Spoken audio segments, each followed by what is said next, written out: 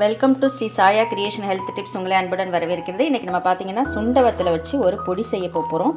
இந்த சுண்டவத்தல் நிறைய பெனிஃபிட்ஸ் இருக்குது, ஹெல்த் பெனிஃபிட்ஸு. இது பார்த்திங்கன்னாக்கா நிறைய துவர்ப்பு கசப்பு எல்லாம் இருக்கிறதுனால இது யாரும் விரும்பி சாப்பிட மாட்டாங்க. ஆனால் இது சாப்பிடும்போது வயிறு சம்பந்தமாக உள்ள பிரச்சனைகள் அத்தனையுமே சரியாக போகும்.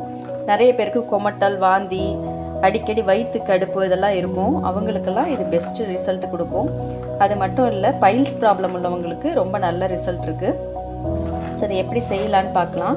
இது எப்படின்னா, சுண்டைக்காயை ஃப்ரெஷ்ஷாக பறித்து உப்பு போட்டு நம்மளுக்கு வத்தலாக ரெடி பண்ணியிருக்காங்க. உப்பு இல்லாத வத்தலும் கிடைக்கும், நீங்கள் அதுவும் வாங்கிக்கலாம். ஸோ இப்போ ஒரு வானொலியில் நான் என்ன பண்ண போகிறேன் அப்படின்னு பார்த்தீங்கன்னா, இந்த சுண்டை வத்தலை எடுத்து லைட்டாக எண்ணெய் ஊற்றி நல்லா வறுத்து எடுத்துகிட்டு போகிறேன். நல்லா பொன்னிறமாக வறுத்து எடுத்துக்கோங்க.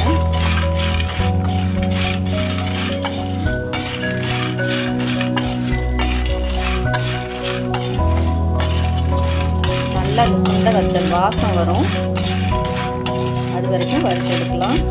அதோடு சேர்த்து நம்ம கடலைப்பருப்பு, மிளகாய், மிளகு ஜீரகம், வெந்தயம், ப்ளஸ் பார்த்திங்கன்னா உளுந்து தான் சேர்க்க போகிறோம். தேவையான அளவு உப்பு, இதில் உப்பு இருக்கிறதுனால உப்பு தேவையான அளவு நல்லா பார்த்துட்டு சேர்த்துக்கோங்க.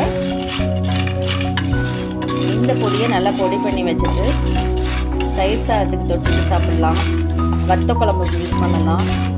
அது மட்டும் இல்லை, சுட சுட சாதத்தில் நல்லெண்ணெய் போட்டு சாப்பிட்டிங்கன்னா ரொம்ப நல்லது. வயிறு சம்மந்தமாக உள்ள பிரச்சனைகள், இன்டைஜஷனுக்கு எல்லாத்துக்குமே ரொம்ப நல்ல ரிசல்ட் இருக்கும். நல்லா வறுக்கட்டும். பாதி வறுபட்டுருச்சு, அதோடு சேர்த்து கருவேப்பிலை ஆட் பண்ணிக்கலாம்.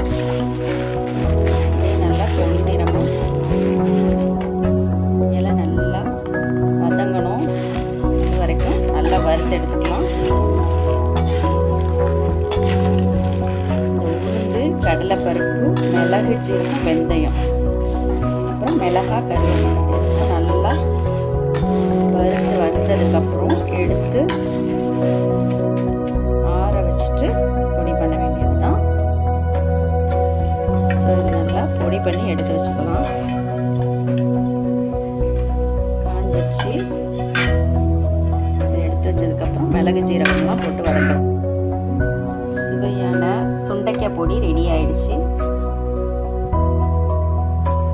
தேவையான அளவுக்கு உப்பும் ஆட் பண்ணியாச்சு. சூப்பராக இருக்குது பாருங்கள், பொல பொலன்னு இருக்கு இல்லையா? இது ஆறுனோன்னு எடுத்து ஒரு கண்டெய்னரில் நீங்கள் பேக் பண்ணி வச்சிடலாம்.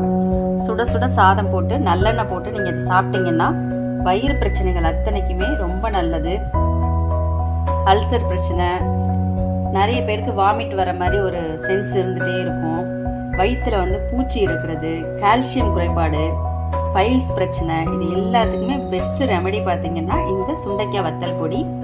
உங்கள் வீட்லேயும் செஞ்சு டேஸ்ட் பண்ணி பாருங்கள். இந்த ரெசிபி உங்களுக்கு பிடிச்சிருக்குன்னு நினைக்கிறேன். பிடிச்சிருந்ததுன்னா லைக் பண்ணுங்கள், ஷேர் பண்ணுங்கள், சப்ஸ்கிரைப் பண்ணுங்கள். தேங்க்யூ.